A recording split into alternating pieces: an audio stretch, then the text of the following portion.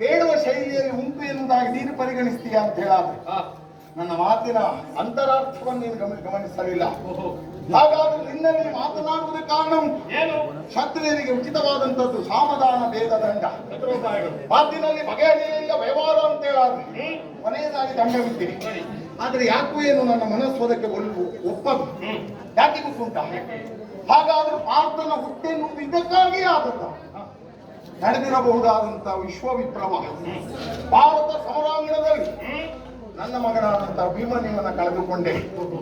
ಅದೇ ನನ್ನ ವಿರೋಧಿಯಾದಂತಹ ಕರ್ಣನ ಮಗನಾದ ರಾಷ್ಟ್ರಸೇನನ ಸಾವಿಗೆ ನಾನು ಕಾರಣನಾದ. ಬೆಳೆಯಬೇಕಾದಂತಹ ಸಿರಿಯನ್ನ ಎಳವೆಯಲ್ಲಿಯೇ ಚಿವುಟುವಂತಹ ದೌರ್ಭಾಗ್ಯ ನನ್ನ ಪಾಲಿಗೆ ಬಂತಲ್ಲ ಎನ್ನುವುದಾಗಿ ಪಶ್ಚಾತ್ತಾಪವನ್ನು ಪಟ್ಟಿದ್ದೇನೆ ಮಗು. ಯಾಕೆ? ಹೆತ್ತ ಕರುಳು 1,100 ಮಕ್ಕಳಿದ್ದರೇನಂತೆ ಸತ್ತ ಒಬ್ಬ ಮಗನ ನೆನಪಿನಲ್ಲಿ ಕೊರಗುತ್ತಾರೆ ತಂದೆ ತಾಯಿಯಲ್ಲಿ. ಅಂತ ದುಸ್ಥಿತಿ, ಹೀನಾಯವಾದ ಸ್ಥಿತಿ ನಾನು ಅನುಭವಿಸೋದಕ್ಕೆ ಸಾಕು ಮಗು. ನಿನ್ನ ಹಿರಿಯರಿಗೆ ಅದು ಬರಬಾರದು. ರಣವೇ ಒಲ್ಲೆ ಅಂತ ನಾನು ಹೇಳುವುದಿಲ್ಲ.